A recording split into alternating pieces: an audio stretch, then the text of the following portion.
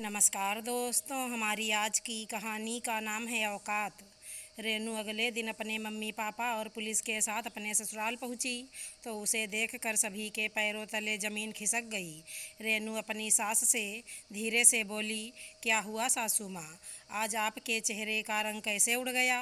अरे घबराइए मत, ये आपकी खूब सेवा करेंगे, जो सेवा मैं नहीं कर पाई वो अब ये लोग करेंगे। आराम से बैठकर अब जेल की ठंडी एसी की हवा खाना। इतना सुनते ही अमन ने रेनू को जैसे ही थप्पड़ मारना चाहा तो रेनू ने उसका हाथ पकड़ लिया और एक जोरदार तमाचा अमन के गाल पर इतनी जोर से मारा कि उसका कान झनझनाने लगा। क्या हुआ अमन, दर्द हुआ ना? ऐसे ही दर्द मुझे भी होता था जब तुम माँ बेटे मुझ पर हाथ उठाते थे। रेनू एक पढ़ी लिखी और समझदार लड़की थी। रेनू के पिता अमन के घर रिश्ता लेकर आए थे।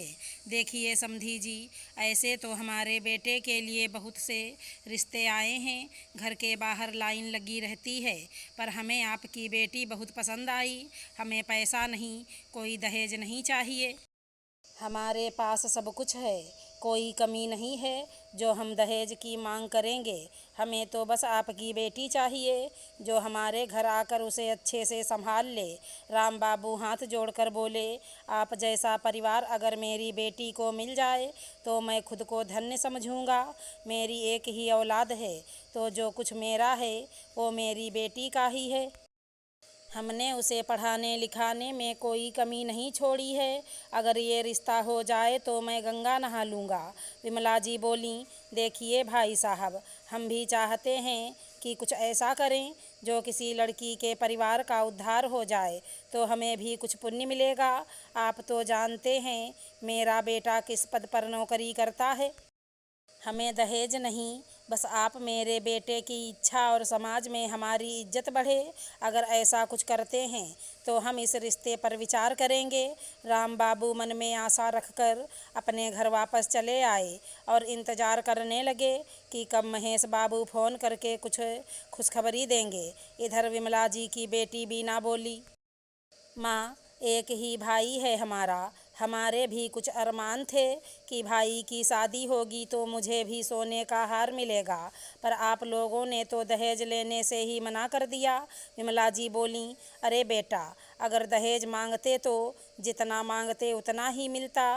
तुम ये देखो, लड़की अकेली है, ना कोई भाई ना बहन है, और बाप भी अभी रिटायर हुआ तो खूब पैसे मिले होंगे। मैंने पता लगाया था, शहर के बीचों बीच 2 मंजिला मकान है, करोड़ों उसके दाम हैं। गांव में भी संपत्ति है। देखा जाए तो हमारी तो 5 उंगलियां घी में हैं। इतना कहकर माँ बेटी हंसने लगीं। बीना बोली, माँ चलो तो अपनी लिस्ट बनाते हैं। महेश बाबू बोले, लिस्ट बनाने से पहले लड़की वालों को हाँ तो कर दो।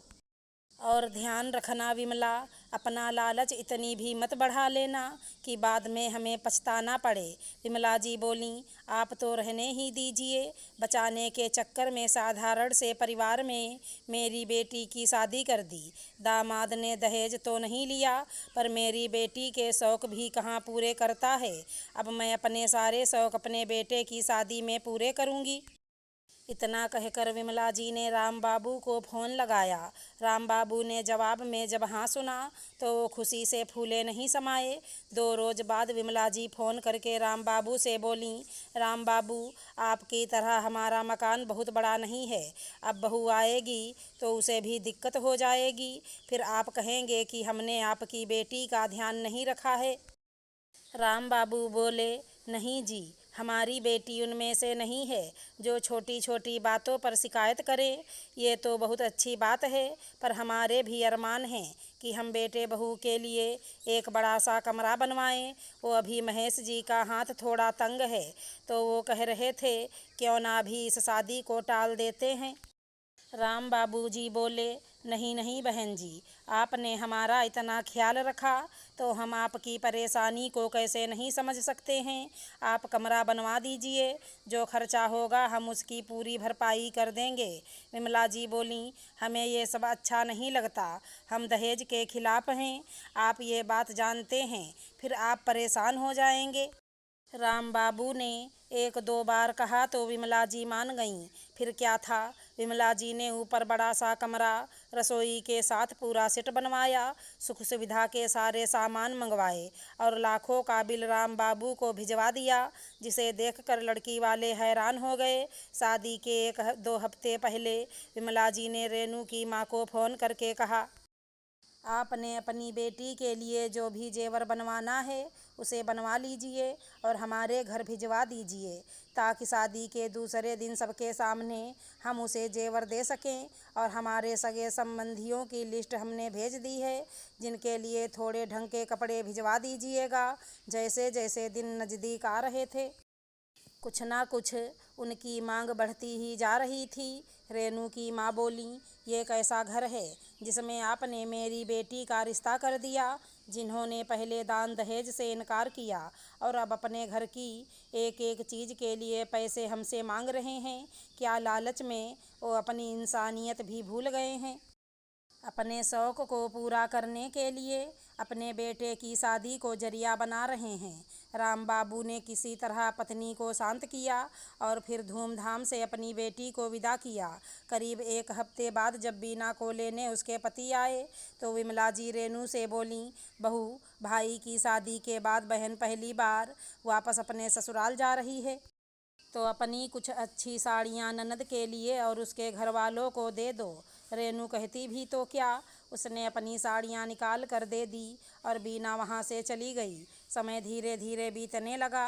सासू माँ ने सभी नौकरों को काम से हटा दिया और अब सारा काम रेनू पर ही आ गया। बेचारी सुबह से लेकर शाम तक सारे कामों में लगी रहती। इसी तरह धीरे धीरे समय बीतने लगा।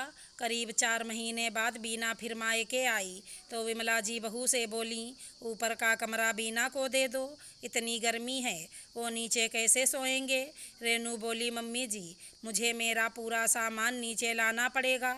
वो बोली, बहू, अब तुम ही बताओ, दामाद के सामने हमारी क्या इज्जत रह जाएगी। कुछ ना कुछ तो करना पड़ेगा।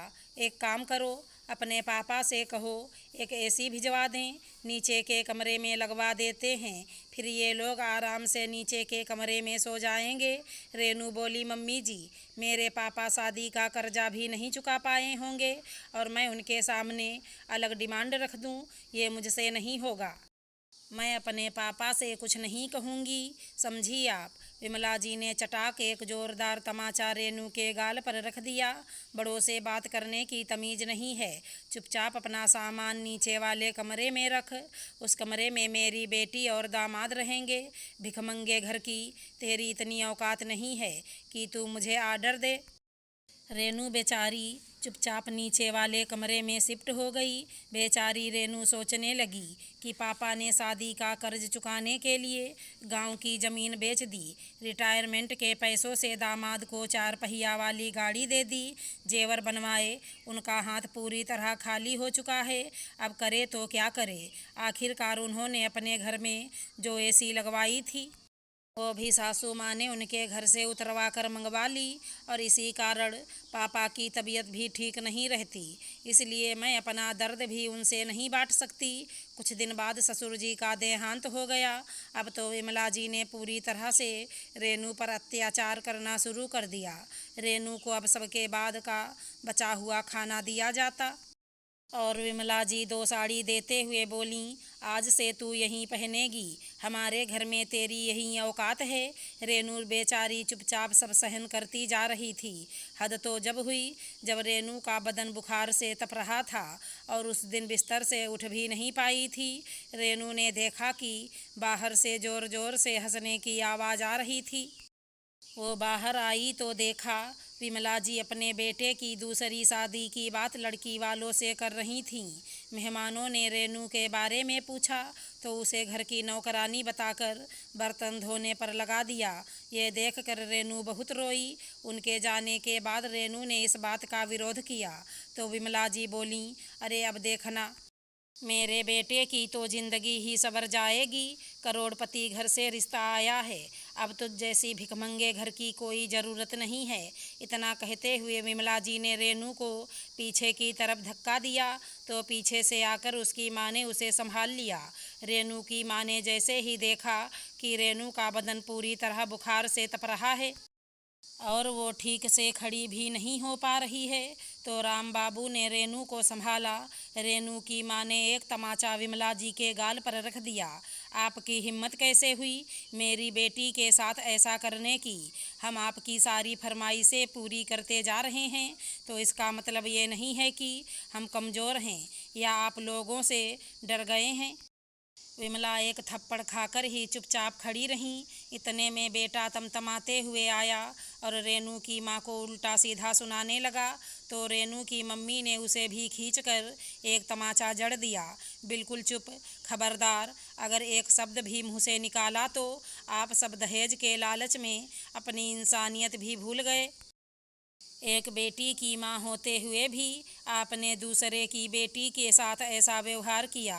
राम बाबू बोले, समधन जी, अभी तो हम जा रहे हैं, लेकिन कल हम आपको विदाई देने ज़रूर आएंगे। इतना कहकर वो रेनू को अपने साथ ले गए और दवाई दिलवाई, जिससे रेनू का बुखार पूरी तरह से ठीक हो चुका था। अगले दिन रेनू अपने पापा और पुलिस के साथ अपने ससुराल पहुंची, जिसे देख रेनू के ससुराल वालों के होश उड़ गए। विमला जी रेनू से बोली, बेटा ये सब क्या है? रेनू बोली, मम्मी जी, ये लोग आज से आपकी खातिरदारी करेंगे। यह लोग आप सबको अपने साथ लेकर जा रहे हैं। आपको जितनी सेवा करवानी है आराम से करवाना। ये लोग मुफ्त में आपकी सेवा करेंगे। रेनू की सास हाथ जोड़कर रेनू और उसकी मम्मी पापा के सामने गिड़गिड़ाने लगीं, लेकिन उन्होंने विमला जी की एक ना सुनी। रेनू बोली, तो ठीक है मम्मी, आप इन कागज़ पर साइन कर दीजिए। साइन करने के बाद ये लोग आपको कहीं नहीं लेकर जाएंगे। विमला जी बोली, बेटा ये किस चीज़ के पेपर हैं? मम्मी जी, आप शायद भूल रही हैं, आपकी अभी इतनी औकात नहीं है कि आप मेरे सामने सवाल जवाब करें। या तो आप साइन कीजिए या फिर। इतने में विमला जी हड़बड़ाते हुए बोली, ना बेटा ना, ला बता कहाँ साइन करने हैं। रेनू का पति अपनी माँ से बोला, माँ ऐसा मत कर। लेकिन विमला जी बोली, बेटा बहू सही कह रही है। और विमला जी ने बिना पढ़े ही साइन कर दिए। माँ जी, आज से इस घर पर मेरे मम्मी पापा का अधिकार है। ये सुनते ही विमला जी के पैरों तले ज़मीन खिसक गई। पर बहू, तुमने तो कहा था, सही तो कहा था। अमन जी, आप शायद भूल रहे हैं, इस घर में एक एक चीज़ मेरे पापा के पैसों की आई हुई है, तो इस घर पर अधिकार भी मेरे पापा का ही हुआ ना। और ये घर भी मेरे पापा के ही पैसों से बना था। अब आप जाइए, आराम से सरकारी घर में रहिए और वहाँ आपको किराया भी देना नहीं पड़ेगा। और फिर पुलिस रेनू के ससुराल वालों को ले गई। विमला जी बस गिड़गिड़ाती रह गईं। अगर हमारी कहानी पसंद आई हो तो चैनल को लाइक शेयर सब्सक्राइब करें। राधे राधे दोस्तों।